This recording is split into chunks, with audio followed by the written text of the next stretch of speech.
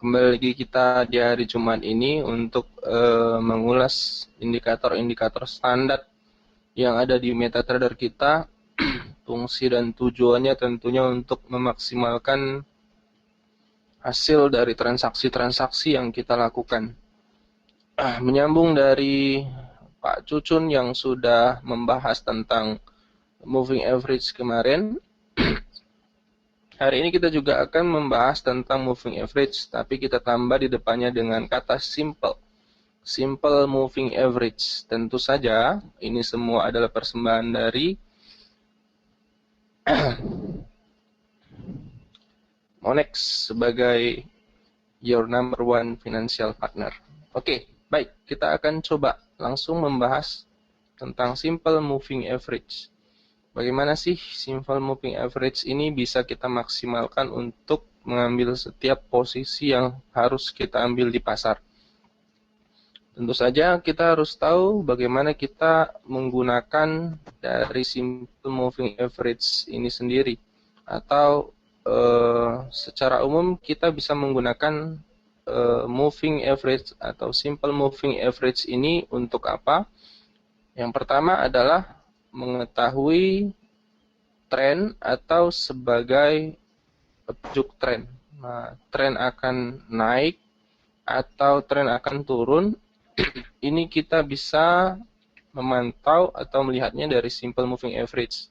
Karena kata simple, maka kita menggunakan data-data yang sudah lalu yang ada di chart atau di harga kita di MetaTrader, di mana ketika kita mempunyai 5 data, sebagai contoh 5, 6, 7, 8, 9 ya, ada 5 data, dijumlahkan semuanya, kemudian dibagi dengan 5 data yang kita miliki. Hasil dari penjumlahan dibagi dari 5 data yang kita miliki, itulah yang menghasilkan hasil moving average atau penghitungan moving average.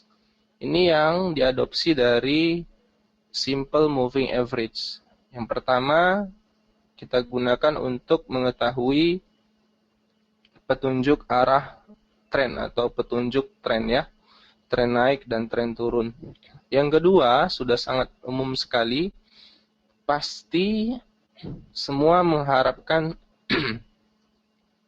buy dan sell signal. Bagaimana kita bisa menggunakan dan memaksimalkan simple moving average ini untuk beli pada pasar, kemudian untuk juga jual pada pasar. Tentunya ada kaidah-kaidah yang harus kita terapkan. Tidak asal sembarang masuk dengan menggunakan simple moving average ini. Selanjutnya, kita mencoba untuk langsung aplikasinya pada pasar. Bagaimana SMA ini bisa kita gunakan secara maksimal. Baik, di gambar kita sudah melihat ada chart, kemudian ada garis biru. Nah, pada zaman dahulu kala mungkin kita menghitungnya secara manual, kemudian kita melihat angka-angkanya juga secara manual di layar MetaTrader atau di layar harga kita. Tapi saat sekarang ini, zaman sudah sangat berkembang, maka simple moving average ini tergambar atau kita bisa secara langsung melihat dengan garis yang tertera pada harga.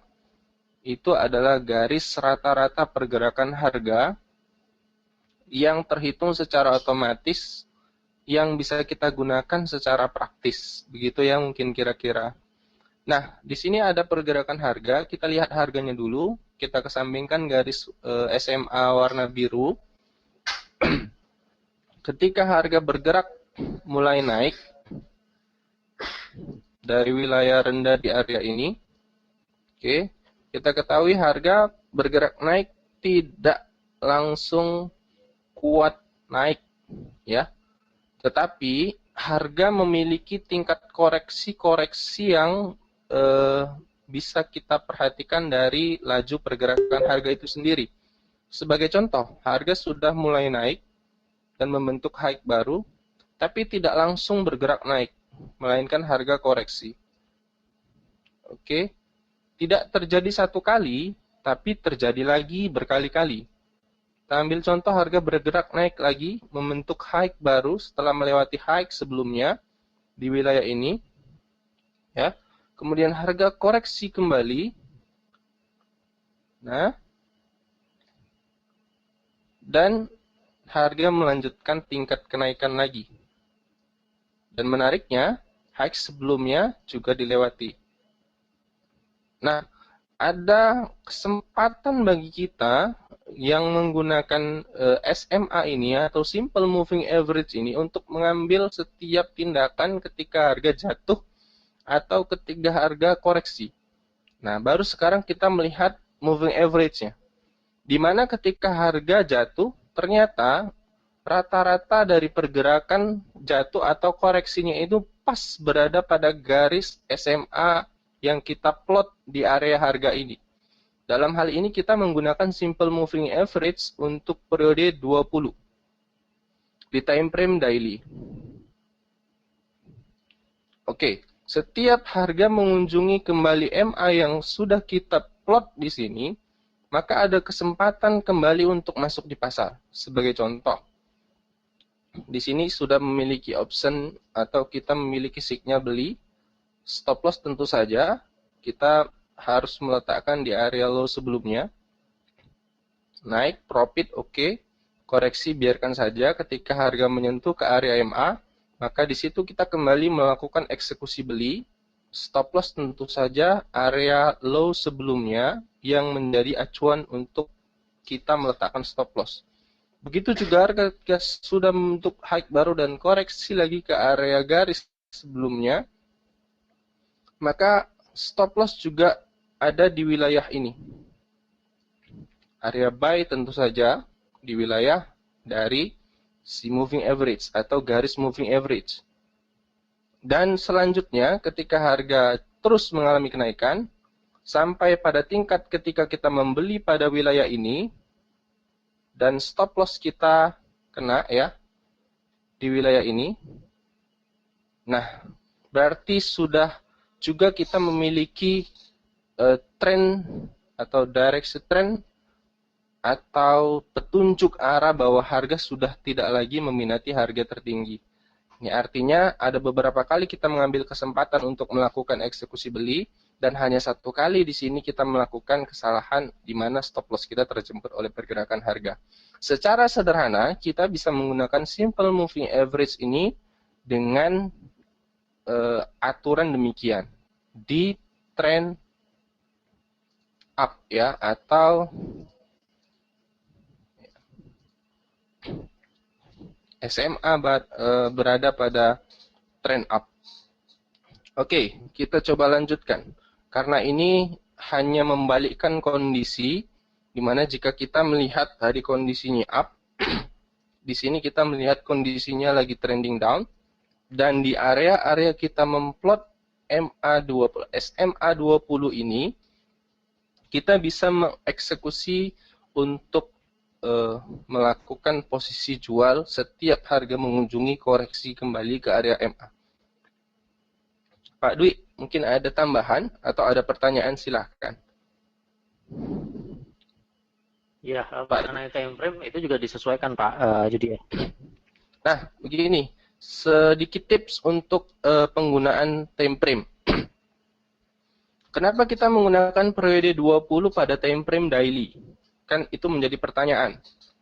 Nah, 20 itu kan diambil dari 20 hari kerja dalam satu bulan.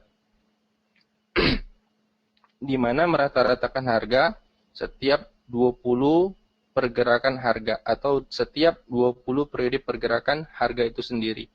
Kalau kita menggunakan 1 jam, tentu saja kalau kita menggunakan 20 tidak tepat. Menurut saya seperti itu. Lalu tepatnya bagaimana? Karena 1 jam itu membentuk 1 hari dalam waktu 24 jam. Tentu saja maksimalnya kita menggunakan MA 24 untuk MA 1 jam. Begitu juga dengan 4 jam, begitu juga dengan 30.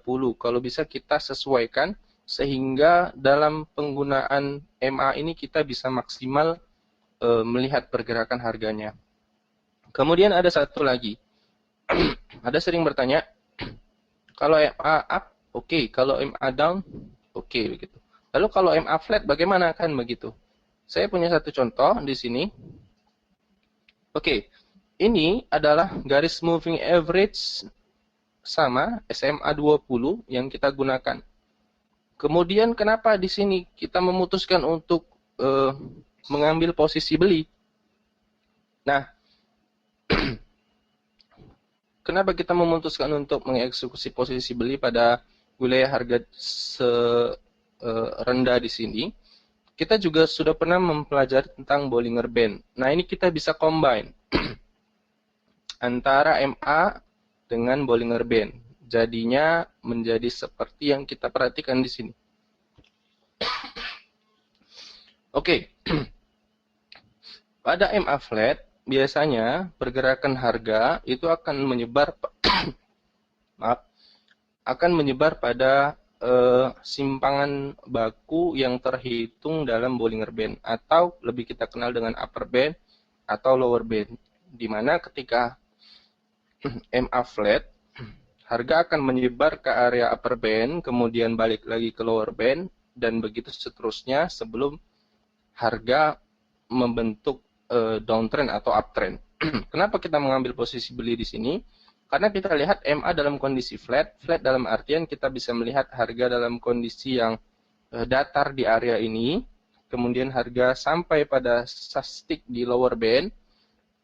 Keputusan beli kita ambil karena harga sudah berada pada area pada area low, dan kita lihat di sini juga merupakan area low sebelumnya, di mana ketika kita melihat menyentuh upper band dia jatuh, dan harapan kita ketika dia di lower band juga akan kembali ke upper band. Ini kita ambil pada hari Rabu, ya, atau ya hari Rabu kemarin. Dan bagaimana hasilnya? Hasilnya cukup maksimal, ya, dimana untuk saat sekarang ini mata uang sterling Swiss franc ini mengalami kenaikan dari kondisi yang kita ambil buy sebelumnya. Itu mungkin tips untuk di MA flat. Silakan Pak Dwi, mungkin ada pertanyaan atau ada tambahan. Tidak ada, jadi bisa divariasikan dengan indikator-indikator lain sehingga kita bisa melihat arah yang benar terhadap tren, kemudian kita memasuki posisi, kemudian juga membatasi kerugian yang terukur. Demikian Pak Yudi ya? Iya, menurut saya demikian begitu Pak.